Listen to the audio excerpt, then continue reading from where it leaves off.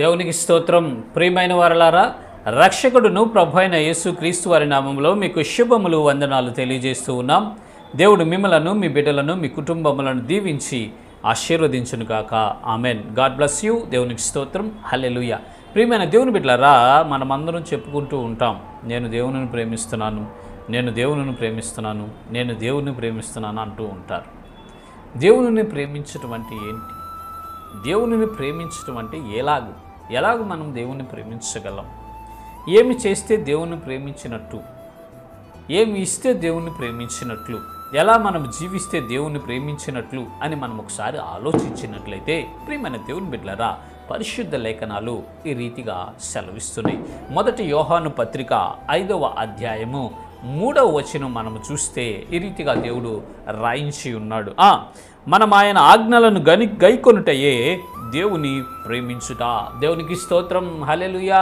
ప్రియమైన దేవుని బిడ్డలారా, మనము దేవుని యొక్క ఆజ్ఞలను గైకొనుటయే, దేవుని యొక్క ఆజ్ఞలను మనము గైకొనుటయే ఆయనను ప్రేమించుట అని పరిశుద్ధ లేఖనాలు సెలవిస్తూ ఉన్నామండి. మరి మిమ్మల్ని మీరు ఒకసారి చెక్ చేసుకోండి, పరిశీలన చేసుకోనండి. దేవునిని మీరు ప్రేమిస్తున్నారో? పెదాలతోనే ప్రేమిస్తున్నారేమో, హృదయపూర్వకంగా మీరు దేవుని ప్రేమించటం లేదేమో ఒకసారి పరిశీలన చేసుకోనండి. ఏ మనుష్యుడైతే, ఏ వ్యక్తి అయితే దేవుని యొక్క ఆజ్ఞలను, కట్టడలను, విధులను అనుసరించి నడుచుకుంటాడో, వాక్యానుసారమైనటువంటి జీవితాన్ని కలిగి జీవిస్తాడో, ఆ వ్యక్తి మాత్రమే దేవునిని ప్రేమిస్తూ ఉన్నాడు అని అర్థం. ఇక్కడ దేవుని వాక్యం సెలవిస్తుంది. మరి మన జీవితాలలో ఎన్నోసార్లు దేవుని యొక్క వాక్యంను మన జీవితంలో నెరవేర్చుకోలేకపోతూ ఉంటాం.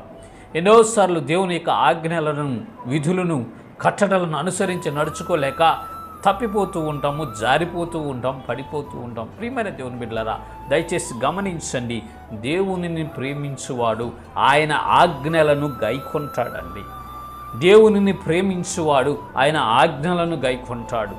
మనము ఈ దినము నుండి తీర్మానం చేసుకుందాం, దేవుని యొక్క ఆజ్ఞలను, దేవుని యొక్క వాక్యమును మన జీవితములలో నెరవేర్చుకొనటానికి ప్రయాసపడాలండి. చాలా కష్టతరమైనటువంటిది, చాలా కష్టం, కానీ సాధ్యమే.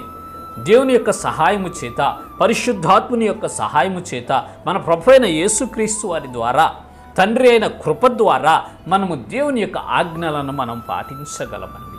దేవుని యొక్క కట్టడలను మనము పాటించగలము. దేవుని యొక్క ఆజ్ఞలను, కట్టడలను మనం పాటించినప్పుడు ఆయనను మనం ప్రేమిస్తూ ఉన్నామని అర్థం. దేవునిని మనము హృదయపూర్వకంగా ప్రేమించినట్లయితే మనము ఏది అడిగినా అది ఇస్తాడండి.